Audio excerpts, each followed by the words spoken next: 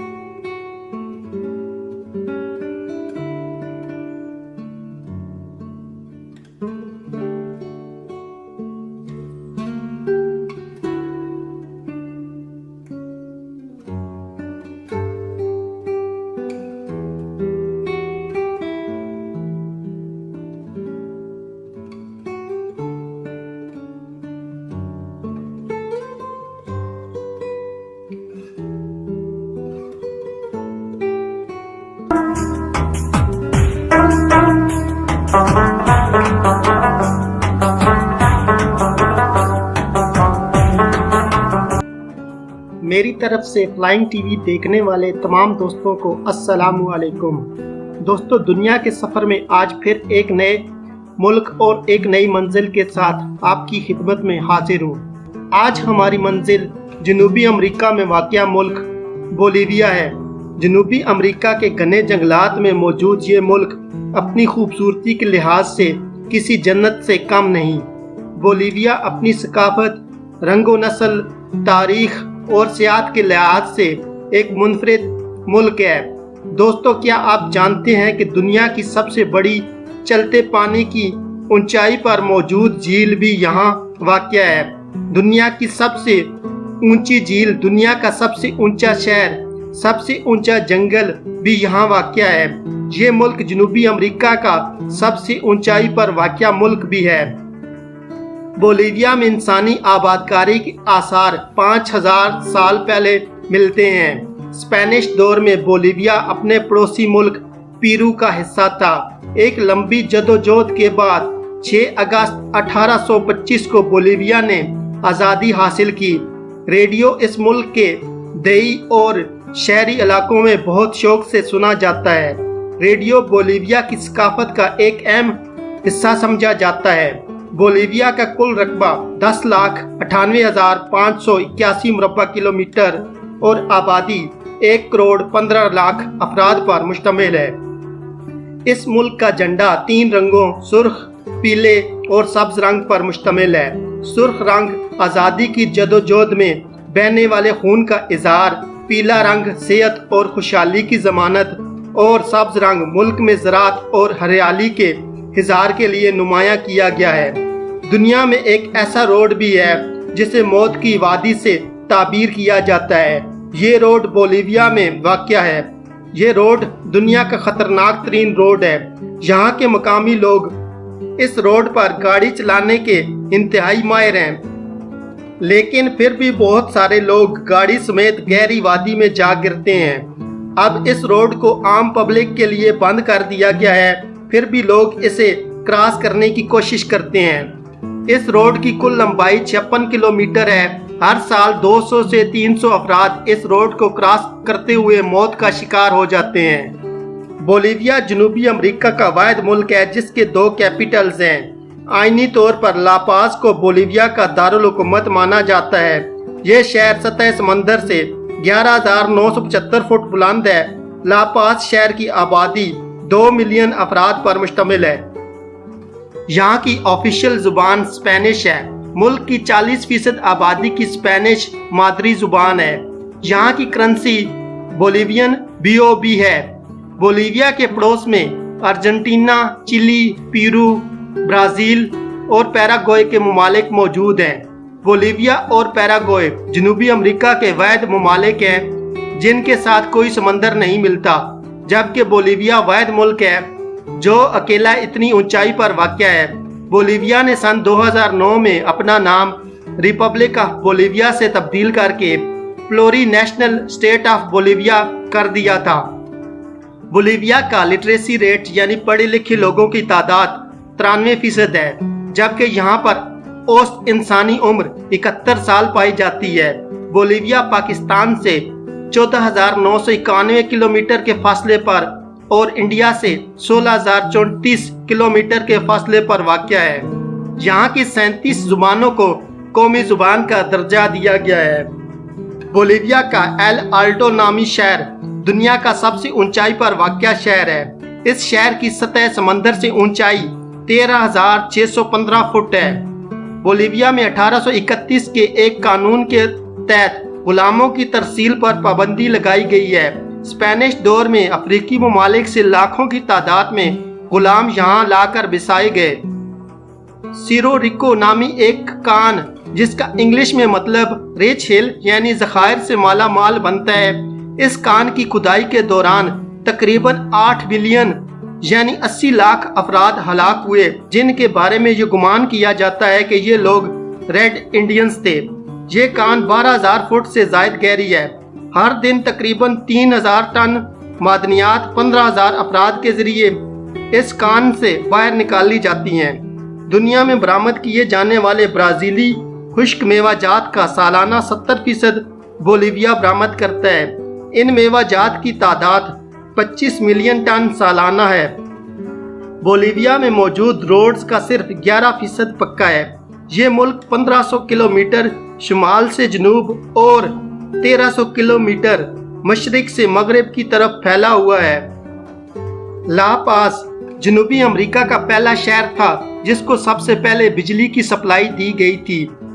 बोलिविया में एक ऐसी जेल भी है जहां पर लोग रेंट अदा करके अपनी फैमिलीज के साथ रह सकते हैं। एक वक्त था जब एक जगह बोलिविया में कोकेन तैयार की जाती थी, लेकिन अब बोलिविया में कोकेन की तैयारी पर पाबंदी लगा दी गई है। बोलिविया, इंडोनेशिया और ग्वाटेमाला दुनिया के 3 ऐसे ममालिक हैं जहां पर औरतों का औसत कद इंतहाई कम है। यहाँ पर औरतों का कद 4 फुट 10 इंच तक है।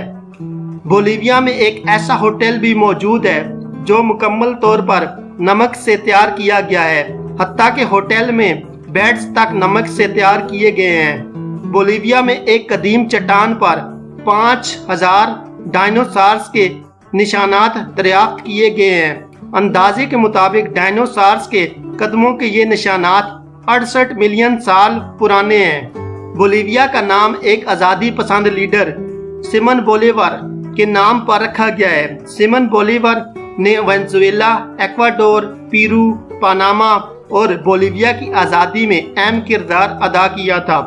बोलिविया शुरू से ही कोई लैंडलॉक्ड मुल्क नहीं था, बल्कि 1985 में चिली के साथ होने वाली एक जंग में इसने अपना बहुत सारा इलाका जो पैसिफिक ओशन के साथ था चिली के हाथों गंवा दिया था। अमेज़न रेन फॉरेस्ट का 60% हिस्सा ब्राजील, 13% पेरू, 10% कोलंबिया, जबकि दीगर हिस्सा वेनेजुएला, इक्वाडोर और बोलिविया में पाया जाता है। इस मुल्क ने तकरीबन 190 साल तक लगातार आज़ादी की जंग लड़ी। 10,582 मुरब्बा किलोमीटर पर फैले हुए नमक के दुनिया के सबसे बड़े ज़खायर बोलिविया में मौजूद हैं। जनूबी अमेरिका में फैला हुआ एंडियन माउंटेन सबसे बड़ा पहाड़ी सिलसिला है। इस पहाड़ी सिलसिले ने जनूबी अमेरिका का तीसरा हिस्सा घेर रखा है। माउंट सजामा बोलिविया की सबसे ऊंची चोटी है। इस चोटी की ऊंचाई 21,463 फुट है। सजामा नेशनल पार्क दुनिया का सबसे ऊंचाई पर वाक़या जंगल भी है। लेक टिकाचा जनूबी अमेरिका में सबसे बड़ी और दुनिया की दूसरी बड़ी झील है। यह झील 2 ममालिक पेरू और बोलिविया में मौजूद है। इस झील का कुल रकबा 8,300 मुरब्बा किलोमीटर है। बोलिविया में वोट कास्ट करने की लिहाज से एक अजीबो गरीब कानून राइज है। शादीशुदा फर्द 18 साल की उम्र में और गैर शादीशुदा फर्द 21 साल की उम्र में वोट डाल सकता है। बोलिविया में सदारती निज़ाम हुकूमत राइज है। बोलिविया में मरे हुए जानवर आमतौर पर फरोख्त होते हैं। बरामदात के लिहाज से ये मुल्क दुनिया में 95 नंबर पर आता है। इस मुल्क का सबसे मशहूर खेल सॉकर है। 1997 में होने वाली जनूबी अमेरिकन चैंपियनशिप में बोलिविया दूसरे नंबर पर आया था। दोस्तों, आज की मेरी ये वीडियो बोलिविया के बारे में थी। उम्मीद है कि आपको ये वीडियो पसंद आई होगी और आप इस वीडियो को फेसबुक, ट्विटर और व्हाट्सएप पर ज़रूर शेयर करें। शुक्रिया।